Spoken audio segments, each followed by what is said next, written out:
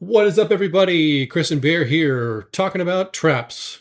We're playing around with the Ram Trap Generator 2 in a bunch of these videos, but in this video, we were going to go into some of the player options that are part of Treacherous Traps 2.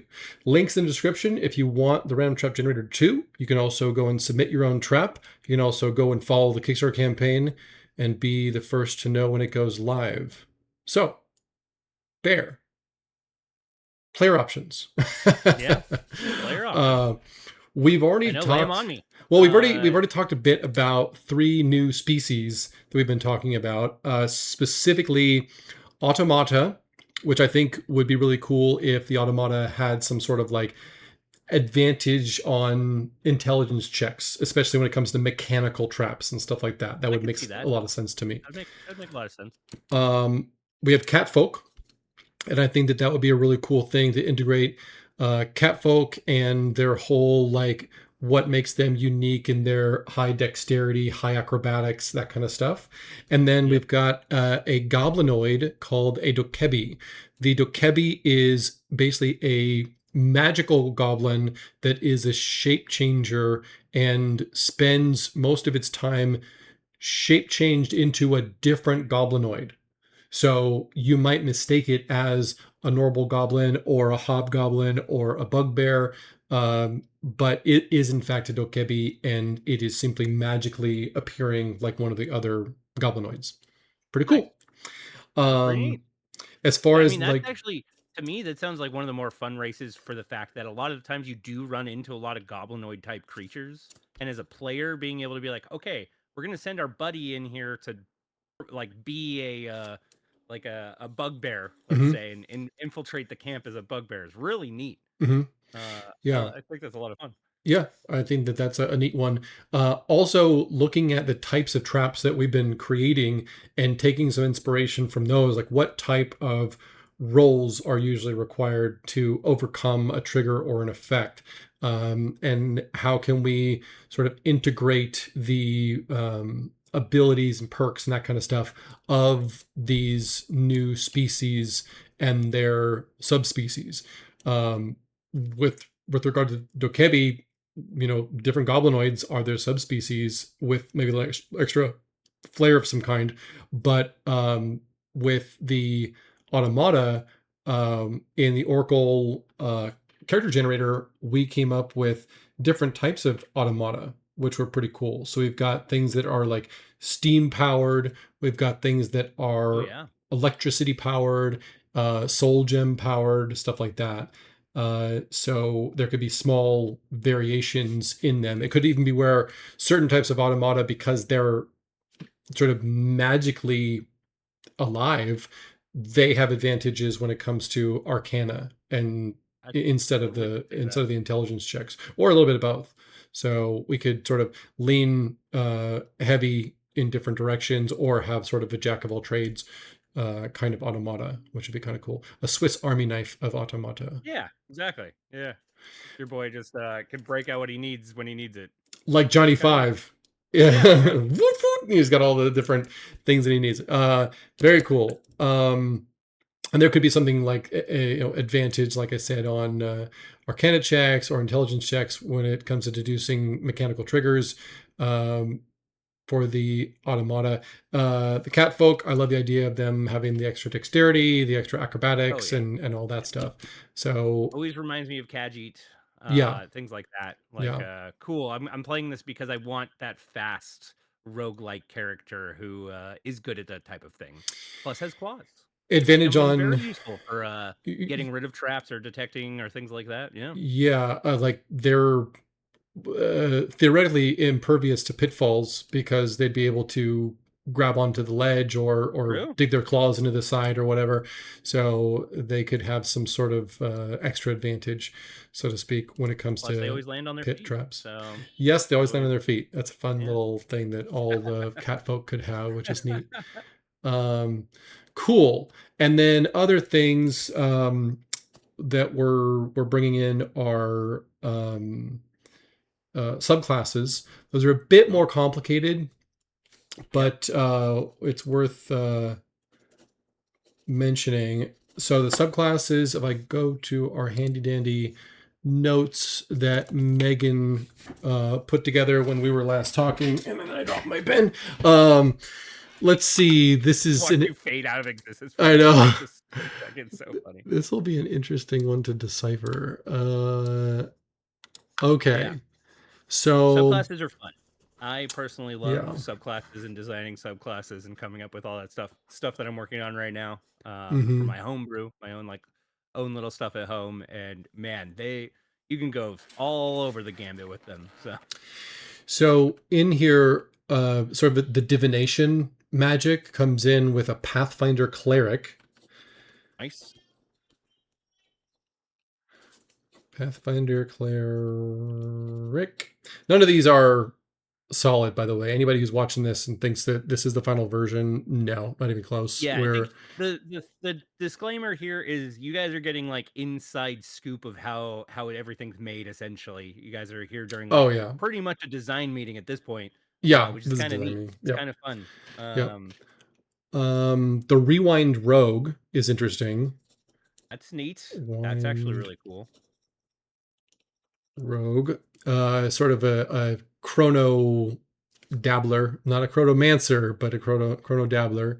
Yeah, Um, rogue having that neat. I actually really do like that. It's like, oh, I set off this trap. I can actually maybe rewind the trap or something like that mhm, to prevent that from happening. mhm. Pretty cool.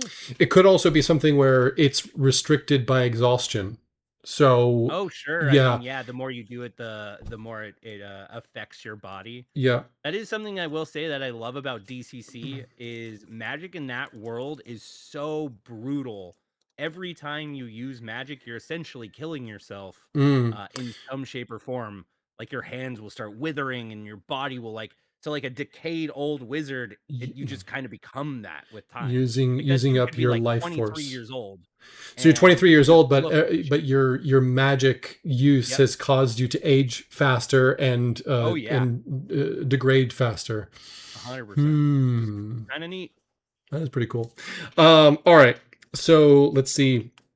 The rewind rogue. I'm just making a note that's restricted by exhaustion. That'll help to balance that out. You can only do it so many times before you're literally dead.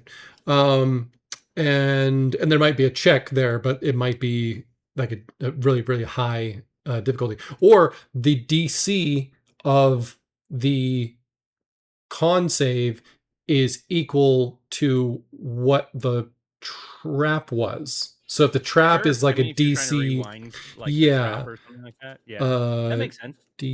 That's a DC, good way to tie that in and not have to just do a flat.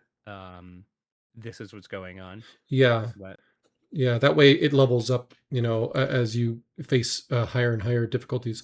DC check connected to DC of trap.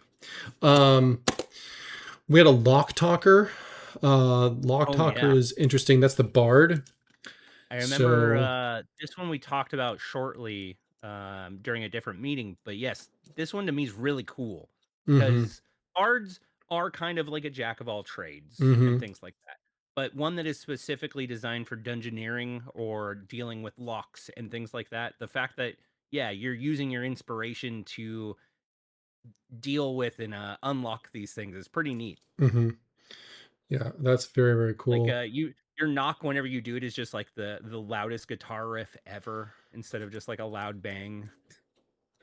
So Keymaster, the next one was Keymaster Warlock. Ooh, okay. So the idea there is you can conjure. So if you spent enough time touching a lock or whatever, you can conjure the key for that lock. Oh, nice. So just how you might conjure a weapon or something like that. So you can That's pretty sick. boom. Um, He conjures keyblades as his Keyblades. yeah. Um, all right. And let's see anything else on. Oh, this is funny. The Rewind Rogue. She called it a chrono cheat. Oh. Hmm. I guess yeah, that kind of makes sense. The The cool chrono thing cheat about road. Hmm. yeah, the Hmm. cool thing about the rogue to me is you like hung out near enough to like a chronomancer or things like that, like a wizard that was studying time magic, Hmm. and you kind of get it secondhand. So you're like, I truly was like a master of the arts of this, but we were thinking about the arcane trickster when we were talking Yeah, about exactly. this, Yeah, yeah, and we thought, well, if the arcane trickster, can tap into magic and stuff, then this chrono cheat could do something similar, which I thought was pretty cool. yeah. I like Um, that a lot. cool. Okay, so that's all that we had for our notes so far. So that covers the cleric, the rogue, the bard, the warlock. Um, I Are you don't. aiming to do for every class essentially? It would be nice if every class had a subclass. I just I don't agree. know how certain things play into. So, like, when looking at the artwork for Treacherous Traps 1, there was an interesting piece that we did where the barbarian was holding the walls open and Oh yeah, keeping them from closing in on the party, which was yep. pretty cool. And I can find that for us right now. So this piece right here, okay, this piece right here, where we've got the barbarian holding the crushing walls as the crushing walls are coming together to crush the party. So, and then there's the cleric right here who's actually healing the barbarian as he's doing it to sort of maybe, or giving him a boon or something like that. So there's some magic happening there to Yeah, enhance his probably power. blessing him or yeah. Well, and it makes me think about if there's something to that where there's like how would it be specific to traps? I'm not The sure yet. Maybe like So the trap finder barbarian. He's just very good at walking in and detecting these traps, setting them off, setting setting off the trap. traps is a way of detecting them. I mean, He's like, potentially, "Don't worry, you guys. I'll be fine." yeah, As he potentially, walks and sets off the tripwire. I yeah, think that already exists. That's most barbarians. I feel yeah. when they're They dungeoneering. No joke, dude. On my last game, the barbarian was finding all the traps. Yep. He Yep. found the pit trap. He found the scything blade, and he found the oh, what else did I See, have in there? Oh, the darts.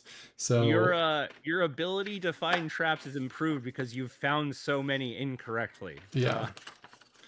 You know So, exactly what to look for. so let's It's funny when see. your master trapsmith's your barbarian just because he's run into too many traps over the years. Mm-hmm.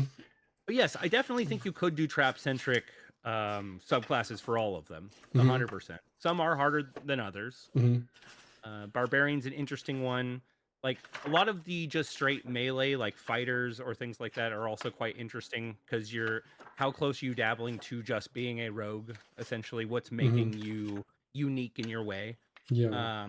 It could be one of those things where they're good at setting up the traps, or like especially for a ranger or something. Maybe they're hunters and they're designed in such a way to be very good at doing that type of stuff, especially outdoorsy type traps.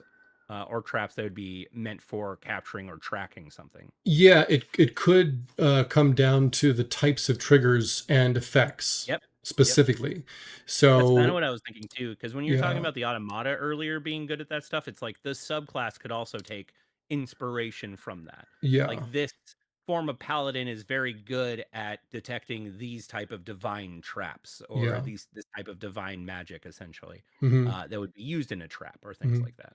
Like let's say a statue's blessed with something evil or things like that.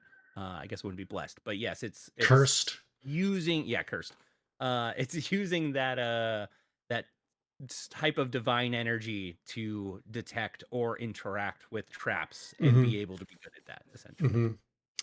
Hmm. Um, yeah, and looking at like a ranger, for example, like you say, it could also imply something about their ability to deal with traps in their favorite environment and stuff like Yep. that. So Yeah, maybe that they have a could, favorite environment. yeah, Yep. yeah. I So, like that. but I doesn't like the that a lot. ranger have that as part of a like I do believe they have a favored terrain. I know they have a yeah, favored enemy. I enemy? actually don't. It might be a subclass that worries about terrain. Okay. I'm gonna be completely honest. Haven't run many rangers in my life. Nor have Um, I. Mainly Nor have I. because a lot of the time fighters are what people choose and play over rangers. Yeah. Um, Um, there's definitely there's some fun ones. There's some interesting ways of, like, looking at what you did or what we talked about with the rogue.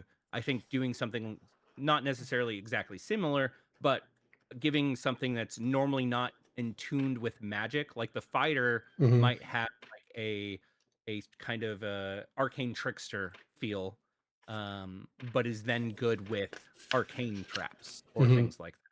Maybe like a Hmm. sigil fighter who puts traps his, well, wouldn't be really trapping his blade, but stuff like that. So The ranger, it's favorite enemy, and then natural explorer. So the natural explorer, you are familiar with one type of natural environment, and are adept at traveling and surviving in such regions. Choose one type of there you go. favored terrain, and yeah, so we could play off that for sure. Yep, So 100%. you I could like that a say lot. your subclass um, is specific. So the archetypes are in here, and maybe there's obviously like the ranger archetypes, but maybe some of these are not so much like entire subclasses, and instead they're key perks that I mean, as a that's ranger. essentially what a subclass is. Well, but what we don't want to do necessarily is like try to replace an entire like line of subclass if those are like integral to that class. I know that the range has been revised quite a bit. I'm Yeah, actually yeah. looking at the 2014 Player's Handbook right now, and we'll need to review the 2024 version as well. Yep, But I think that that's a good place to start with the ranger. Is yeah. basically uh, is good with with traps in Well, what non-dungeon my areas. big thing, we at 14, I guess in the 2014 rules, when did you get that? What level did you gain your efficiency for the terrain? Good question. Because ultimately, all you don't have to replace it, but you can call to it, right?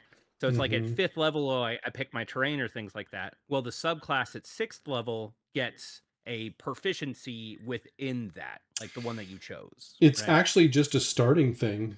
Well, there you go. Yeah. Favorite enemy, natural explorer, you get it in level one. Yeah, then that's even So easier yeah, because it's essentially just built into the class. yep. Then whatever level you get, you're upgraded. I at 5th level you get your perk, and that Hmm. perk is I am more efficient at finding and discovering traps in my favorite terrain, or Hmm. setting up traps even in my Hmm. favorite terrain. Yeah, Stuff like that. So yeah, it's because pretty neat. they've got hunter or beastmaster are their two Yep. Yep. archetypes. Yeah, those are Um, the two subclasses. yeah, okay. Yep. Um, And unfortunately, Beastmaster just wasn't it. Wasn't what I wanted. no, no. One day I will redo Beastmaster myself for Mm. one of our campaigns, because that's I'm right now going over and doing subclasses for homebrew stuff, and that's one of the ones that I want to flavor with my current world, because Beastmaster's fun. I always like having a pet. Who doesn't like having a pet? But So I'm gonna call it a trap setter ranger, yeah, there you go.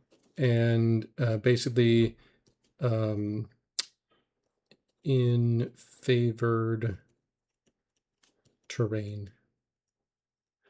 Just make a note for myself. So Nice. they're going to have advantages when it comes to detecting, disarming, and all that in their favored terrain. Um, and what's interesting about that is they'll have sort of the extra knowledge of like in this terrain, this is how you set up a trap. Oh yeah. Like this, if the terrain you're in a swamp. You got lots of like vines and stuff like that, or maybe it's a jungle or whatever, and it'll be more likely that things like tripwires or mechanisms for activating things will be made out of natural fibers and stuff like that. So Exactly. Yeah. that'd be the way that I would handle that. Um, all right, and what else might we get? Yeah. I mean, there's a bunch of different directions. The fun thing is that since they're trap centric, or to me, trap centric always kind of leads to dungeoneering or this type of where traps will be. Hmm. Um, you can do some fun stuff. Like I was just thinking of like what the when you were talking about natural resources and things, the druid comes to mind, and the fact maybe you are in tuned with being able to create traps out of vines or creating triggers Mm. out of natural things Mm-hmm. that you normally it would be difficult to set up, but the druid attuned with nature can grow the vines, can Mm-hmm. change the earth, can Mm-hmm. set it up to be more efficient, essentially. The ranger and the druid in that way are kind of in a like two sides of the same coin kind of a In a thing, way, yes. which is neat. And I feel like would work very well together. Yeah. The synergy is quite nice there, where the ranger maybe has the knowledge and understanding of how and best where to lay the trap and set it up for some type of foe or things like that, where the druid can be the one who is more efficient at setting up said trap, Mm-hmm. just being able to manipulate nature. But Okay. Nature based traps. So stuff yeah, that doesn't involve, like metal and stuff like that. yep, It'll be natural things. Cool. I like that. Moving on from subclasses and talking about feats. oh Um, yeah, good what one. kind of feats might we bring into this book? Well, personally, I would love something that is very oriented towards just like trap smiths and things like Mm-hmm. that in general. Getting advantage on setting up traps, getting or like a plus to detecting trap, like something that anyone could potentially take to make themselves more efficient at this type of thing. Mm-hmm. Because it's nice. Sometimes someone doesn't want to play a rogue, right? Sometimes the party doesn't have the guy who's the best at dealing with said traps and things like this. And then this it's sinking a whole point into rogue just so you're good at these things Mm-hmm. is not something you necessarily want to do, but sinking a feat might Yeah. be something that you're able to do. Or in the case that maybe your DM is giving out feats, right? You guys all did something heroic and something cool is happening, and you're like, oh, I can take a feat that we spent time in the city and I learned from this master trapsmith on how Mm-hmm. to get advantage on setting up traps and things like that. So Well, we have three different types of traps. They're classified yep, as mechanical, hybrid, or magical. yep, Um, so and right there, there's an yeah. option right there. There's three different feats. There's 3 different options right there. So Yeah, you choose one of the 3 and you get a plus in setting it up and detecting that style of trap potentially. Yeah. advantage uh, with mechanical. Yeah, that's kind of where I lean first with feats and things like that is how can I flavor my character, right? Mm-hmm. I'm feats are more like training sessions in a way, right? I wanted to become an armorer, so I took the feat to become better at making armor and Mm-hmm. things like that. Mm-hmm. I now can use great weapon attacks, or I'm a champion, which lets me like hit better on things. And it, I guess, champion's actually a subclass for Mm-hmm. fighter. But yes, it's like it's things that I am doing to enhance my character flavorly, kind of. Mm-hmm. So Mm-hmm. that's how I see feats. Yeah, I dig that. Um, There's also beyond traps, there will be puzzles Yep, and that's riddles very true. and hazards. Very So we have to keep that in mind as well. How yeah, I know. I might. keep saying trap centric. It is very this book is called Treacherous Traps, but it is much more than just traps. Hmm. Definitely puzzles, things like that, trying to decipher things. Um, One of the chapters that is going to be in Treacherous Traps 2 that we didn't include in Treacherous Traps 1 is a chapter on hazards. Now hazards okay. are interesting and they're not traps because hazards are like obvious. They're just there. Yes. A river of lava is a hazard. Yeah. An Or oil spiky vines. There spiked can be vines. hazards. Yeah, yeah. There you go. A something that can do harm to you that just exists, but wasn't necessarily like a gotcha. You didn't see the thing that was gonna harm you. Yep. Hazards can also be used as a distraction, so that you're paying attention to the hazard and not the trigger that the actual trap that's gonna throw you into the hazard or whatever is working with. So, I like that. Yeah. but um, we've got puzzles, secrets, riddles, hazards. Those are all things that we can work with. So um, as far as hazards and feats related to hazards, I suppose once we have more hazards written, we could sort of see, are they Oh yeah. like how are they being classified, if you will. Maybe anything that is like a natural hazard, like you say, vines that have spikes on them is a natural hazard, Yep. River whereas of lava is probably a natural natural hazard. hazard. But if it was like in inside of a dungeon where you've got a winding fountain of oil that's lit on fire, let's say. Yep, That's sure. a hazard, but that was made by someone. Yeah, I was So, thinking a room just filled with shattered glass and things like that, where it's like I can't move across this easily, but this wasn't naturally here. mhm, This was clearly placed here. mhm. Um, So there's natural there's hazards probably natural and and unnatural hazards unnatural hazards. pretty standard there. Um, yeah, being able to detect hazards and things like that, especially let's say you can look up and know, oh, that mountain might give way, right, to a landslide, Yeah, or the yeah. conditions we're in, this type of thing, we shouldn't go that direction, or Hmm. know how to handle it, right? Like, okay, the vines are spiky and things like that, but if we use some sort of covering or we know how to cut through them correctly or things like that, they won't be as bad of a hazard. Hmm. Because I feel like just going and hacking and slashing through spiky vines might not be the best way of handling it if you don't know Yeah. what you're doing. You Well, honestly we have to probably would think hurt about it yourself. too. Like, if someone's going to give up their uh, ability point increase for a feat, Yeah. it needs to be good. Um, Yep.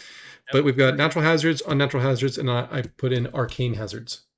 So Oh things yeah. that are Yep. related to magic specifically. That So makes that makes sense. yeah, very cool. You happen upon a strange wibbly wobbly, thing, and you're like, "What is that?" Well, it's a wormhole or something like that. Who knows? Yeah. Sure. Sure. It's the remnant of a magical spell that went wrong. Yep. Um, Stuck in place. um, looking at the list of triggers and effects, also, um, I think it's pretty smooth to have a feat focus on the mechanical, hybrid, and magical uh, traps. But then, is there like a subset of triggers and effects that you got even more specific, and maybe there was a bigger bonus you got for more specificity? Um, and I There know are also that, going to be like, levels to it. So, yeah, potentially, yeah. yeah, and you need to get one before the other, kind of a thing. Yeah. Yeah. Hmm. I Hmm. know, I've been playing a lot of Pathfinder, and that is much more of a Pathfinder thing to do with feats, where you Mm, have all these prerequisites for each feat, and yeah, so there's a reason I'm taking this feat. yeah, But Pathfinder hands you feats a lot more often than D&D does. yeah, So, yeah. Well, cool. So we've got some yeah, feats. We have some. It's right here. Uh, we have some we have some species, species. yeah, for players to play as. Can you search real quick? There's a feral goblin, and I don't remember what it's called. If someone can remember, um, if someone can remember the name of the feral goblin, and you can put it in the comments if we can't find it today, because I swear there's such a thing. Maybe it was fourth edition or 3.5, where there was a type of goblin that was almost like a small, fast bugbear kind of a thing. Hmm. It was furry. Um, it was in the goblinoid family, but I wanted to make a note of that. So there's goblin, hob, I'm seeing Feral Goblin is goblin. a is a thing. but there's a name for Um, it. Kind of like how the deep gnomes have a special name, and the Durgar, the sort of like evil. I'm not sure if they're evil, but like the evil dwarves. Let me see. Just I'm forgetting what the name of those are. Um, Looking through all the goblinoids now. I'm Uh, just thinking about is like it? Let's see. Uh, there I, was a. I'm gonna. It's called the Decanter Goblin. decanter, DEK. Dekanter. Decanter Goblin. I'm probably pronouncing that wrong. Uh, decanter, let's see what else. goblin, gerblin, decanter, Uh, gerblin. Goblin Rat. Yes, decanter. You got it. You got it. Decanter. Okay. That's the one I'm thinking of. So the decanter, from what I remember, because if you see this must be a fourth edition or 3.5. So I don't know if that's going to come through. Do you see this little guy? It was third. It was Third? in third. Okay, okay. Because I remember that and thinking, wow, that's kind of a cool thing. Got like a horn. It's got horns on its head. It's like a super feral thing, and it just reminded me of like a small bugbear kind of a thing because it's got some hair. So it's the decanter. All right, cool. We answered it. I was curious because I knew that there was like that variation, and I just could not remember which one it Yep. was. But yeah, so yeah, there you go. So the Kebi can become a normal goblin, a hobgoblin, bugbear, decanter. The cat folk have different like types of prints on them, and maybe Oh yeah. they have a different size based on that print.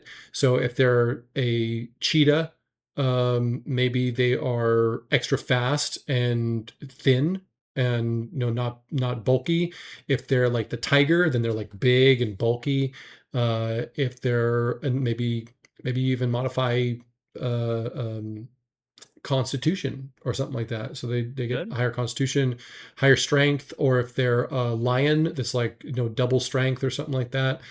Yeah, it reminds um me a lot of what, just like choosing your dragon if you're a dragonborn. Like yeah, what is my ancestry yeah, for my cat folk essentially. exactly. Which I think Yeah, I think that works. That's how it is in Oracle. Actually, it's got four subspecies in there.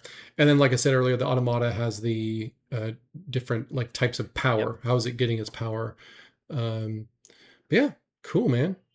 All right. nice. I think that's quite enough to work Yeah. on until the next one. And I think the next one, so I think we've got the species kind of locked down at this point, and we've got 6 feats. I would like to go a few more probably for the final version in the book, but I think going for at least one subclass per class would make sense. So right I now we've agree. got one for the cleric, one for the rogue, bard, warlock, ranger, and druid. So we're halfway there. Yeah, to me it's one of those things that always is sad when you get like a source book and then only what, 6 out of the different classes get them and you're like, "Okay, well, I need to play this one." Or that was like the thing back in 3.5. I mean, they used to only just make one per, right? You get a book that's just about my bard getting cool new things to add to Yeah, it. I'd like to do 12 if possible. Yeah. So if it makes sense, that's the thing.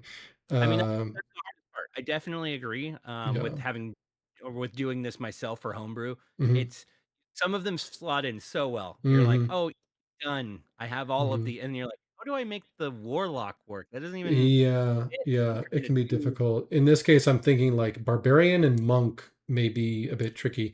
If anyone has any ideas, throw them in the comments. More than happy to take a look at them. Oh But yeah, we will be working on this pretty much all this week is all player options. Everything's been going so yeah, smoothly with the actual making of the traps with our random trap generator here, and then other inspiration. So actually, my son, he was playing Ocarina of Time, and he was running around in a dungeon that had a bunch of illusions, and I was like, that's perfect, illusion, pit trap, boom, there it is. Yeah. Oh um, yeah. so let's, some of them kind of just come together. You don't even have to, use the generator for them. You're just thinking about them. I sent Megan a note. I often have just random ideas and stuff, and this was, there's like a bunch of ropes blocking the way. They can be in a doorway or a passageway or whatever, but it's a tension cable. Technically, is the trigger, and but they're all a bunch of like ropes, crisscrossing in front of you, and you go to cut the ropes down, but two of them, for sure you're going to have to cut them to get through, and they're the ones who are the tension cable on one side of the passageway. It can be just one continuous piece of rope that's looping through the wall and back around, and Oh then sure. it goes into the other wall, which has the whatever's going to happen if this goes, and then a big thing falls on top of you or something like that. So or a portcullis comes down, or Oh some yeah. other thing Blocks your that path happens. or Yeah, blocks the yep. path. It's like, oh, you didn't like the rope here, how about a big metal thing that you can't lift? Yep. So but those are the kinds of things that just sort of come to me as I'm thinking, and I shoot off a message usually to you or Yep. Megan with a, oh, this would be cool, and then I add it to the list later. So Nice. very cool. All right, everybody. Well, what are we at? About 36 minutes, a little over than the time that I anticipated, but I think we got a lot of good stuff here. So all my notes are right here, and I'll put those into the Google Docs, and then we'll go from there. Thanks you guys for joining. Don't forget to download the random trap generator and submit your own random traps. Go follow the campaign. It's currently in the follow state, so go check it on out. And yeah, we'll see you guys next time. I should point out this is a 45-page document. So this is a Sure. pretty big freebie for everybody. Oh yeah, And for the random trap. Yeah, yeah, there sick. was there was a random trap generator in the first book, but what we've done with this one, if it's your first video with us, what we've done is added a bunch of different options to each trigger and each effect. So at least four in every single one of them. So now it's got more inspiration for you, basically. Whereas Yep. before we gave you one sentence on some possibilities, but now you've got a rollable D4 on there if you want to switch it up, or obviously use your own. But you get the inspiration. Okay, what is it? Oh Break yeah. object. What kind of object? I'm going to use this object. Oh, well, I could have used it this, or something else. So that's the whole idea with that. Just give you guys more options, more inspiration. So, but like Bear said, thank you for watching, and until next time, happy gaming, everybody. Bye Bye. guys.